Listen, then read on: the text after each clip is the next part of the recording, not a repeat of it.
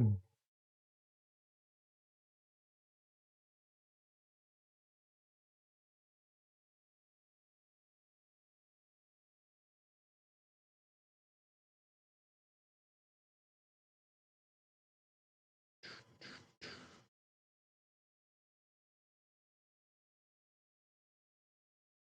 Hey, what up?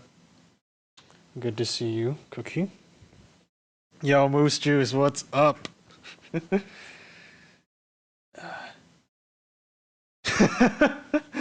Hey guys. New time. I got like a little, like a thing popped up talking about it, but I like instantly clicked. Hold on. Hold on. All right, I got it. Shit, never mind.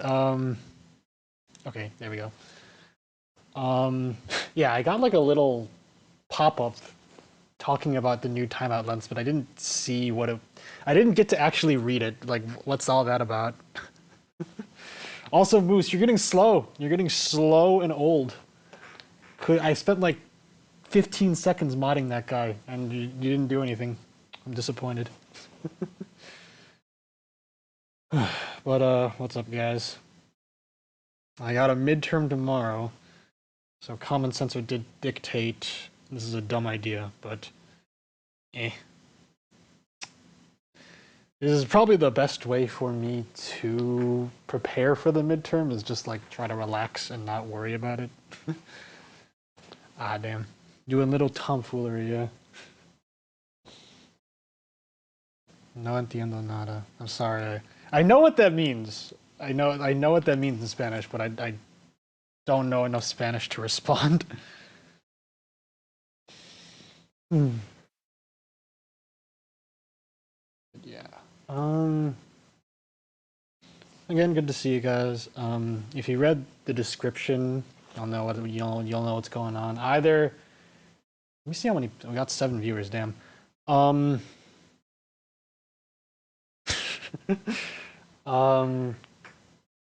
Yeah. So if I get enough, I said if I got enough viewers, I would not necessarily do like the official movie night stream because I feel like I should save that for like, you know, at the very least save it for like not Monday at midnight so more people can attend. But I could do like a precursor to that stream where I just talk about a few covers. You know, I think that'd probably be more fun than playing Hotline Miami again because I've been playing that game like nonstop and I need a break from it.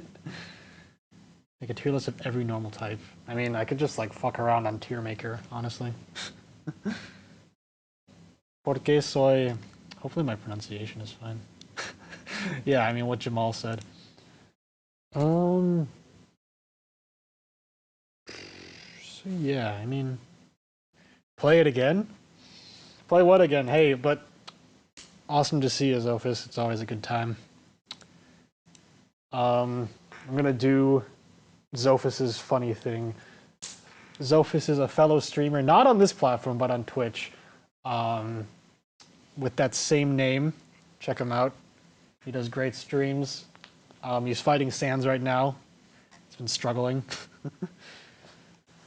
RWE character chose based on how funny they are. See, the thing is, I'd have to like pull up pictures of each one, and that'd be impossible. um, yeah, let me like pull up the. Got 8 viewers, damn.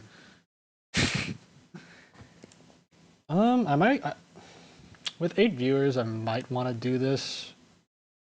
Um, people aren't interested. I could do something else, but I guess sound off in the chat. Like, I mean, do you guys want this to become the official movie night stream? I didn't intend for it to, but if there's enough interest, I might as well. Um, and B, like, regardless if it will be like the official movie night, do you want me to talk about my covers at all? All right, sounds good, John. Have a good night. Good to hear, Moose. Yeah, been a while since we did like a hangout stream. Yeah, I mean, I guess I got a bit tired of like just always having to be like playing a video game while streaming. Sometimes it's nice to just like chill. It's up to me.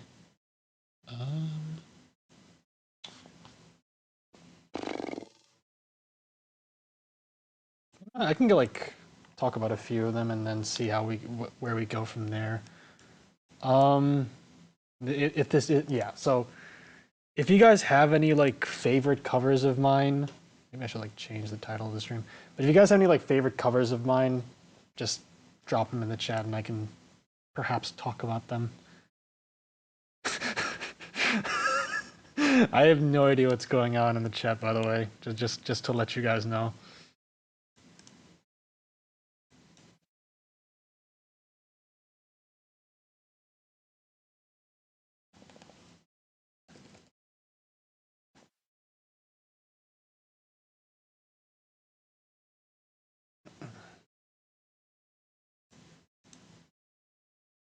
Pianolovania, well, that's a hold on, shit. Hello. There we go. 1:30, yeah, it's fine. Yeah, come and go as you please. I know this is a bit late. Like the one-shot one, Spider Dance. Okay, we got plenty to talk about. Thanks, guys. So, we can go in order here. Starting off with Double V's request, Pianolovania. This is as good of a place to start as any. I have actually talked about these covers, you know, not on camera, but just like I've gone through the process of like going through each of my covers and talking about them already, so I kind of know what I'm gonna say ahead of time, but it should be fun regardless. And this is gonna be a fun one to give like a behind the scenes of. How's the audio, by the way? I always have to do this in the stream, like check if I'm coming through right and if the desktop audio is good. Not. Okay, cool.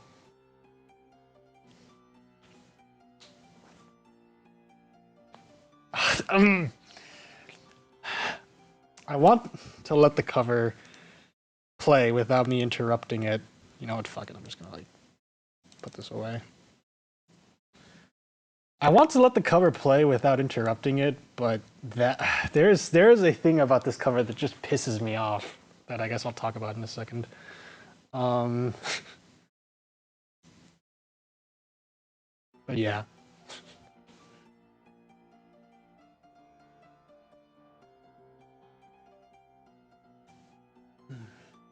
Yeah, let me know if the audio is good. I guess we're just jumping into it.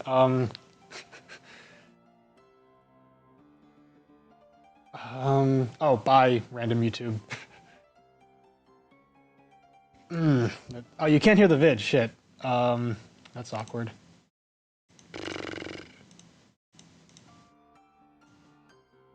Or maybe it's just so quiet you can't hear it.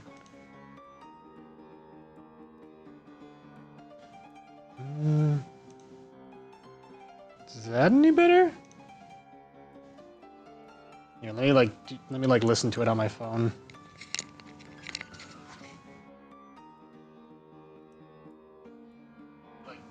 Like listen to it on my phone. Yeah, that's a little bit better. Probably turn it up a little bit more.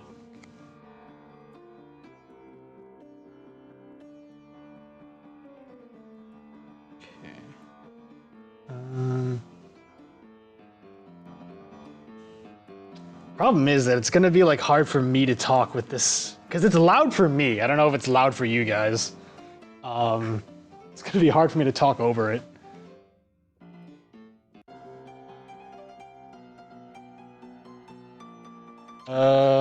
How's this now? Hold on. You'd think by now I would have like standardized this, but fuck, I don't care.